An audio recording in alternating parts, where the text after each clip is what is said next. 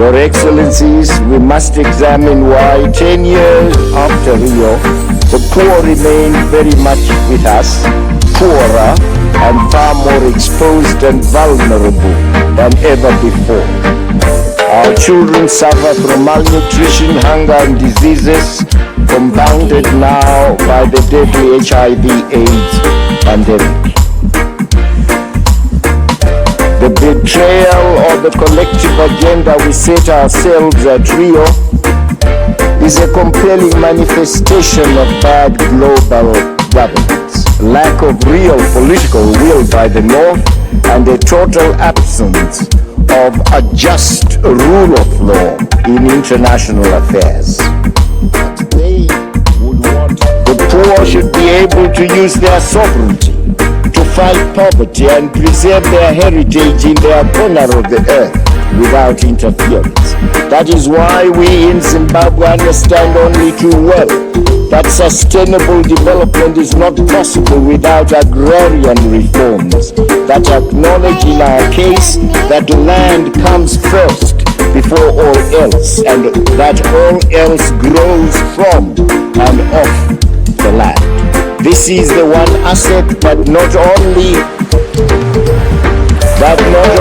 defines the Zimbabwean personality and demarcates sovereignty, but also an asset that has a direct bearing on the fortunes of the poor and prospects for their immediate empowerment and sustainable development.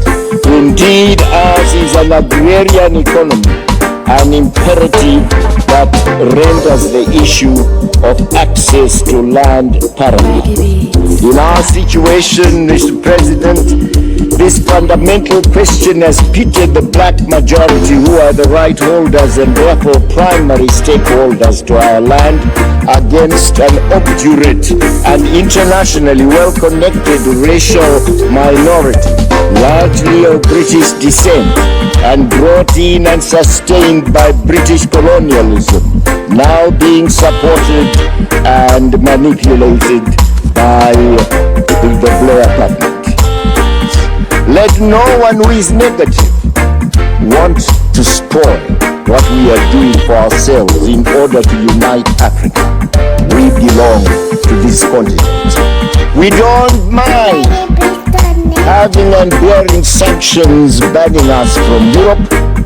We are not Europeans. We have not asked for any inch of Europe or any square inch of that territory. So, Blair, keep your England and let me keep my Zimbabwe. Mr. Chairman, having said that, may I say, people must always come first in any process of sustainable development. And let our Africans come first in the development of Africa. Not as puppets, not as beggars, but as a sovereign people. I thank you.